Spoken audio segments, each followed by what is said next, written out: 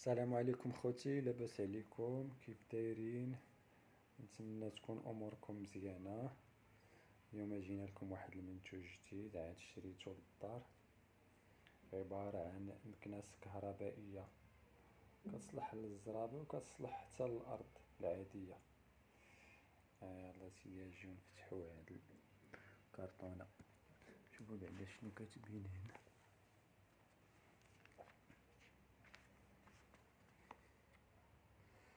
عصا المكنسة الكهربائية، قوة ممرة سهلة الاستخدام، كنز قوي ممتاز في التقاط تعليمات الاستخدامات، سعة الغبار 2 لتر،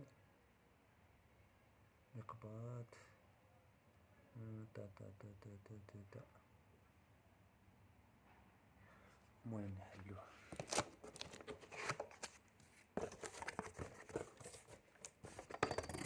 هادي العصا ديالها،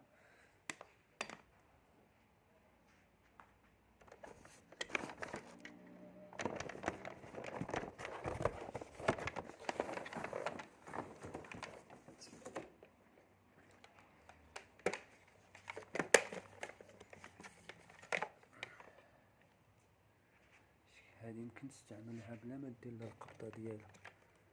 هانتا ما السدادر يمكنك تستعملها حتى هكا،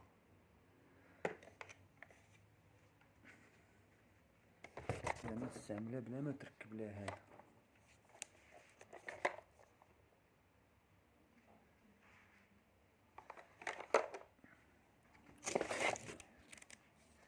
ومن الافضل تحيد لها هذا ما كيخليهاش تزلق في الزربيه، حيدو لها عاد خدم بها في الزربيه.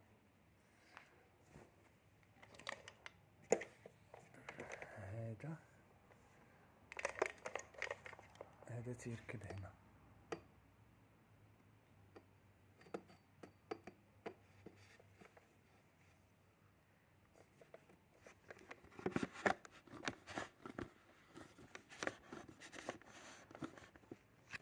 انا ركبتو خصو يدخل مزيان.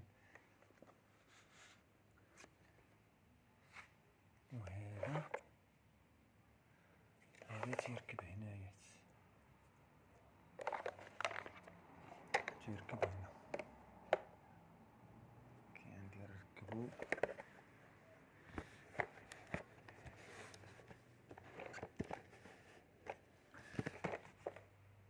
انا ركبتو واخا ما تركبش مزيان.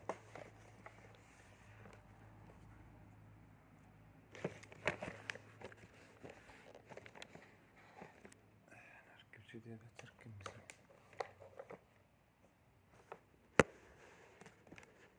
قديتو دابا، ها هي دابا مركبها مزيان.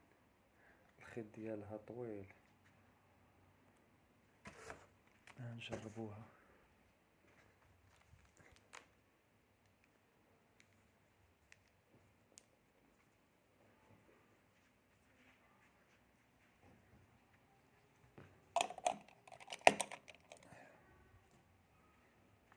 كتشعل من هنا.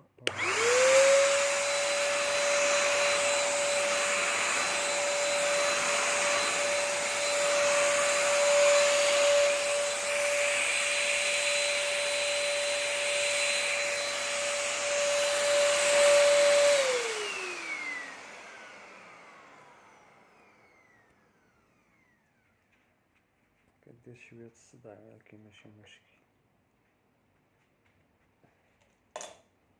نوريكم من كتحل من هنا.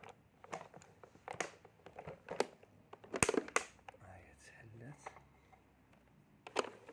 هذا الفلتر ديالها، شتي كتجي مع الغبرة، كتجي مع الغبرة هنا. وهذا الفلتر بحال كيصفي حتى هو كيتنظف، من كتسالي كتنظفها. المهم كون عجبكم الفيديو، هادو كيتباعوا في بيم، كيتباعوا في مرجان. تهلاو فراسكم، الى اللقاء في فيديو جديد ان شاء الله.